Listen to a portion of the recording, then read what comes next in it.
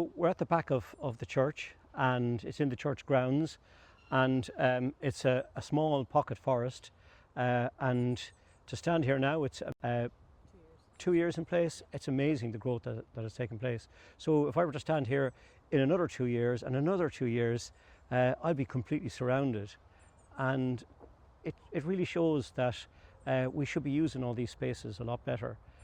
Put away the lawnmowers and start using these spaces for nature, and it can help us achieve our nature restoration targets. Everything will have to, all of these spaces combined will contribute to our national targets. And you go to a lot of other European countries and you see places like this where they're densely planted right up to the faces of buildings. And from an architectural point of view, it's fantastic to see buildings creep out of vegetation and just appear or show some signs of them, but not their full form. And I think from that point of view, what we have done in Ireland is perhaps in many developments, in housing developments, in corporate developments, in industrial estates, nursing homes, they seem to skimp on the landscaping budget. It's the last thing that they spend the money on, and they come in and plonk a couple of trees and a few stakes and off they go. And really the landscaping budget should be a central part of that. So for me to see a space like this being used so well, it's a small, relatively small space, but there's alder, there's sorbus, there's beautiful trees, there's dog rose, there's oak, everything around me, hazel, all of our native tree species and low shrubs. And I think that's just absolutely wonderful, really wonderful.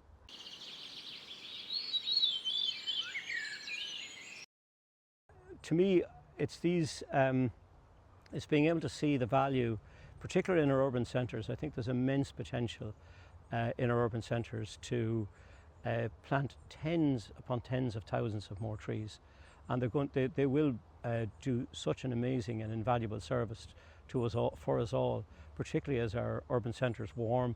There's a lot more concrete surfaces, a lot more hard surfaces in our cities and our towns, and trees will provide an invaluable resource in that regard.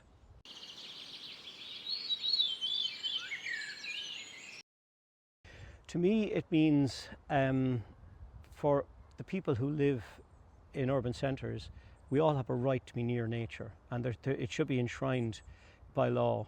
Everyone should be able to look out their window and see a tree. Everyone should be able to look out their window and hear a bird or see a bat at night. And for me, it's about everybody. It's about equality of access to nature. It shouldn't be in the so-called leafy suburbs. It should be everywhere. Should be a leafy suburb, and very often it's in there's communities that don't get any resources at all in terms of what local authorities provide or what private developers provide.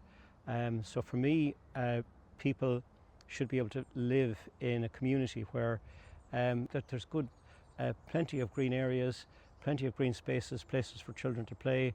There should be ponds. I don't know why people are afraid of ponds in urban centres. There should be ponds everywhere, and I think it's about that well-being part of it, about people feeling that even if you're having a bad day and you can come out and sit on a bench like this and just contemplate and take time out with nature around you. So when it's the build it and they will come philosophy, where you put in resources like this, the birds will come, the bugs will come, the insects will come, the butterflies will come.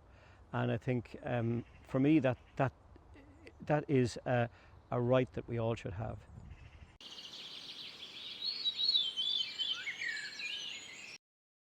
Absolutely, and I think many corporates and businesses want to be involved. I was out with one of our banking corporations, Banking 365 in Kilkenny recently.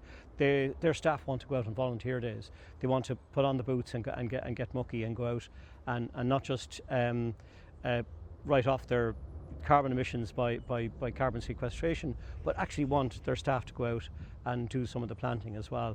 And I think that's a really important part of it, that they feel that they're part of the solution.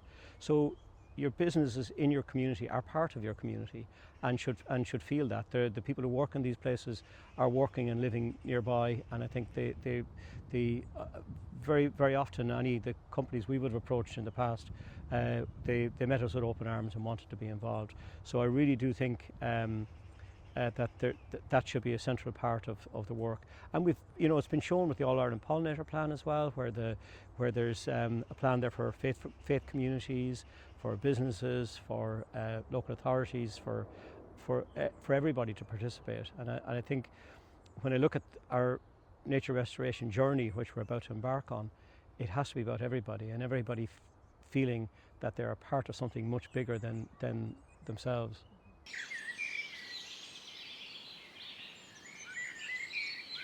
It's a perception thing, isn't it? I mean, it's how we feel, and I think over time, what I have noticed is that people now see areas of green areas uncoated. They might have a path mown through them, and there's an acceptance there now.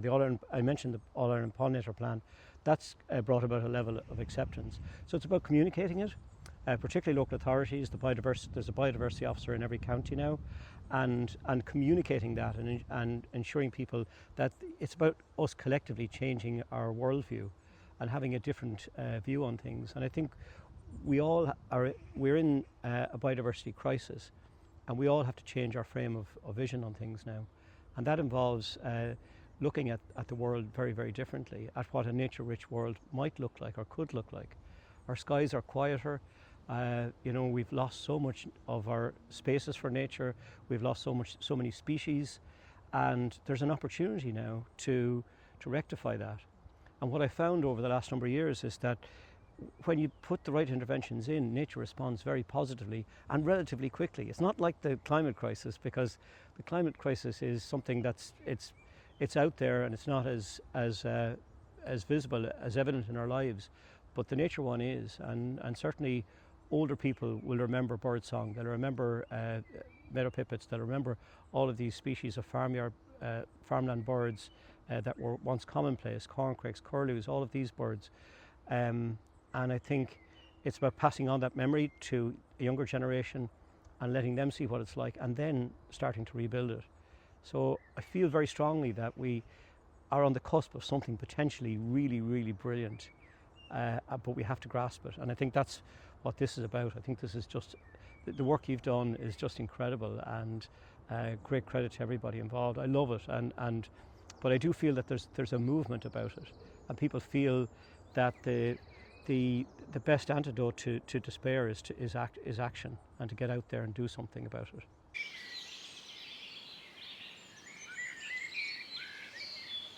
First of all, I'd say just keep going. I think the Ballymun Biodiversity Action Group are doing. I've watched through their socials. I've watched all the amazing work they do week in, week out, and I think there's funding there in place now. There's the local Biodiversity Action Fund. As I said, there's biodiversity officers to help with advice, and there's lots of good advice out there. And I think when other people see them out doing their volunteer work, they might want to get involved as well. So I'd say to the rest of the local community, come in and get involved. But I think what they're doing is something vitally important for our country, and to me I feel it's a kind of a new form of patriotism. It's the most patriotic thing we can do, is to green our country in a true way and bring back nature into our lives and into our spaces.